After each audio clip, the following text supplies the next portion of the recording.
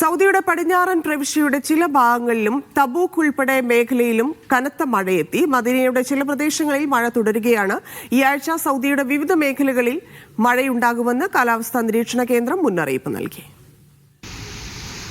പേമാരിയും മഴയും കാറ്റും ഒന്നിച്ചാണ് തബൂക്കിലെത്തിയത്.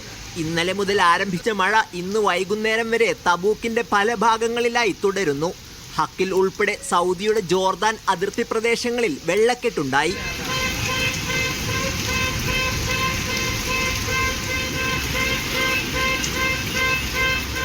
ജോർദാനിലും സമാനമായ രീതിയിൽ മഴ തുടരുകയാണ്.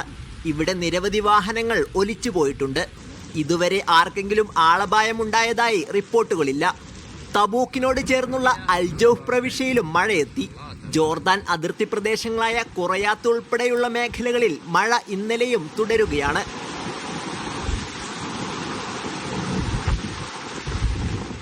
അൽജൗഫിലെ സക്കാക്ക ഉൾപ്പെടെയുള്ള പ്രദേശങ്ങളിൽ കാലാവസ്ഥാ നിരീക്ഷണ കേന്ദ്രത്തിന്റെ മുന്നറിയിപ്പുമുണ്ട്. അസീർ, ജീസാൻ, അൽബാഹ, മക്ക എന്നിവിടങ്ങളിലെ ഹിൽ സ്റ്റേഷനുകളിൽ മഴ മുന്നറിയിപ്പുണ്ട്. ദീർഘദൂര യാത്രക്കാർക്ക് സിവിൽ ഡിഫൻസിന്റെ ജാഗ്രതാ നിർദ്ദേശം തുടരുകയാണ്. വരും ദിവസങ്ങളിൽ സൗദിയുടെ വിവിധ ഭാഗങ്ങളിലേക്ക് മഴയെത്തും.